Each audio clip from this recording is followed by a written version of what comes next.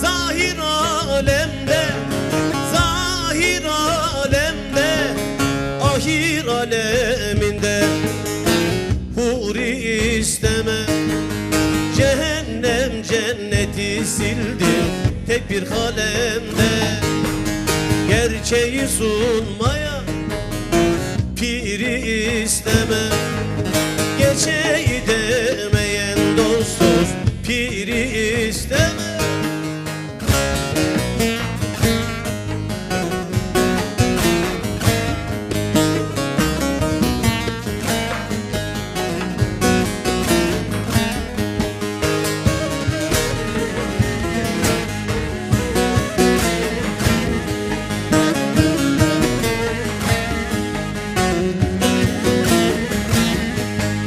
Aşka düşenleri yanması gerek, yanması gerek.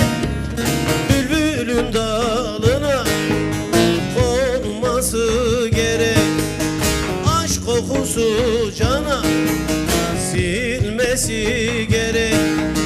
Kokusu silmeyen dostuz gülü isteme.